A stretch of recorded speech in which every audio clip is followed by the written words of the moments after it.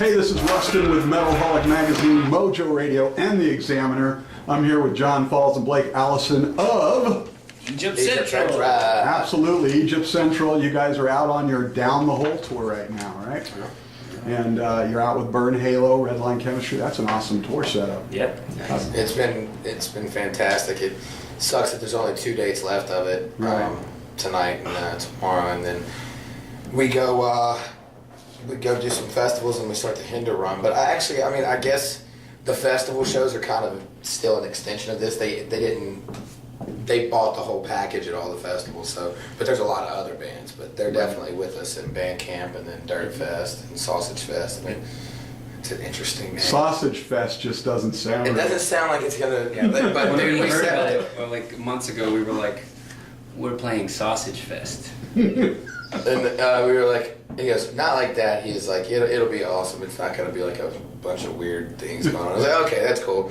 The guys that told us it's in Syracuse, New York, and there was a radio station that was, explaining the whole thing to us. And apparently that's what it is. It's like beer and brats and stuff like that. So But it's not in Milwaukee, huh? No.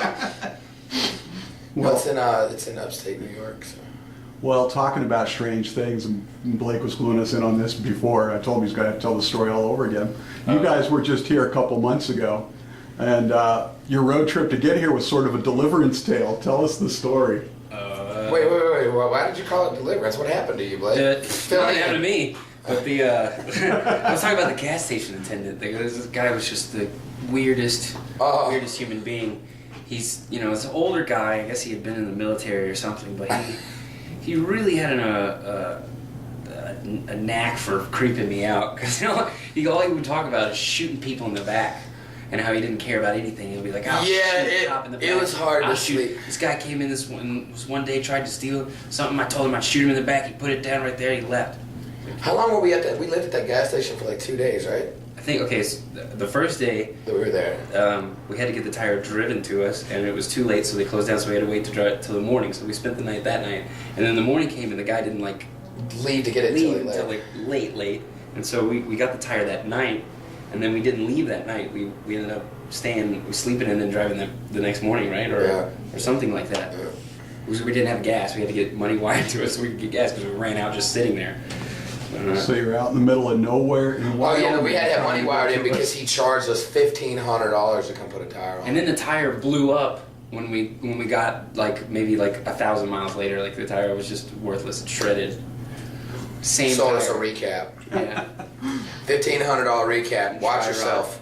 If you're people in Casper, Wyoming are awesome. People in Cheyenne, Wyoming are awesome. Somewhere right there about in the middle in between, there's a creepy gas station attendant and a towing service guy that will absolutely gouge you to death. The guy was there That gas station the whole attendant. time that he didn't I go had forgotten home or all about that dude. We sit there we were playing like dominoes and tic-tac-toe. We were doing the most ridiculous things that you can imagine trying to entertain ourselves. And we pretty much he would just wore creepily watch and be like... every sunglass in there, every hat that was in there we put on, we tried on. Well, he would go from having a conversation with you to having one of his conversations with himself. Yeah. He'd be flat in the middle and be like, so, we were in we were in the bush. We were deep. We were deep in there in the whole platoon. And yes, I would like some oatmeal. You're like, oh, what?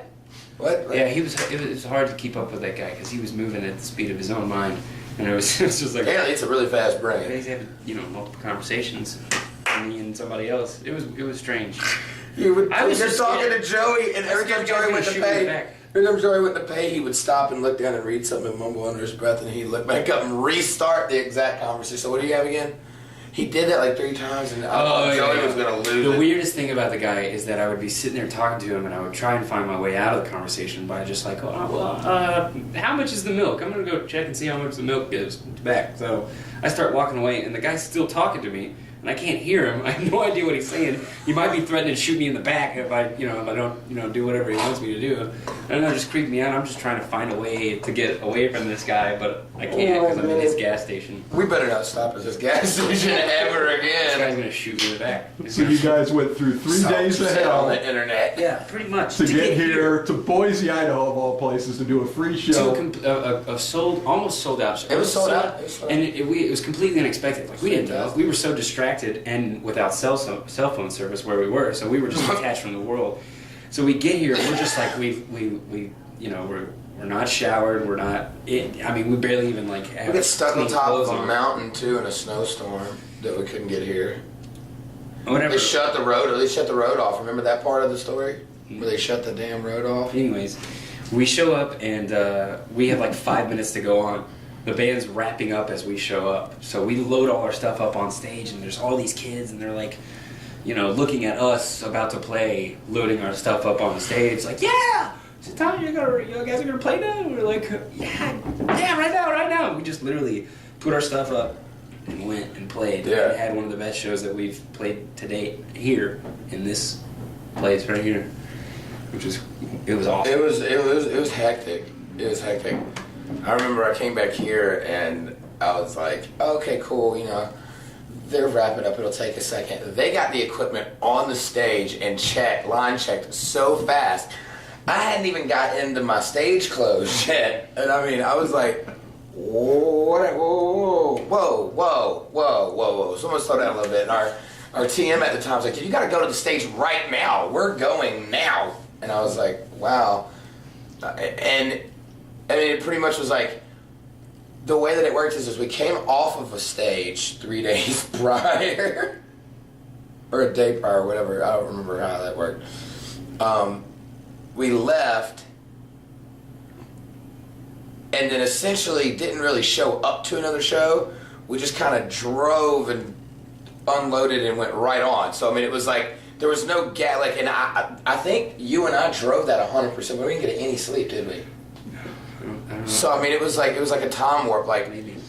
just rode. It was like play, road, play, and like afterwards, I think we just sat here for we went straight to merch because we had to kind of hurry because we were late, so they pushed the show a little later so that we would make it. So we didn't get to spend as much time with the fans as we wanted to, so we're really excited about that tonight. But we ran out there, and then after we got done with what line, was able to stay, we kind of had to rush everyone through. I just remember sitting down and thinking to myself, I don't ever remember being this tired ever.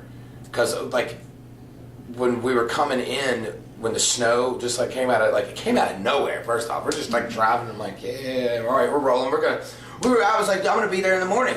We're gonna be there in the morning. It's all good. Let's keep rolling.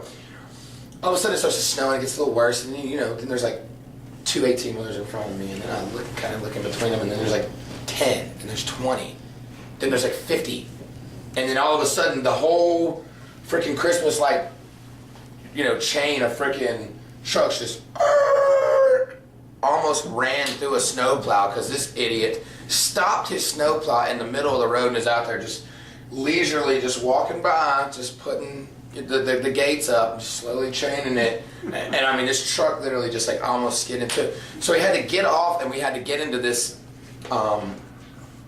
rest area.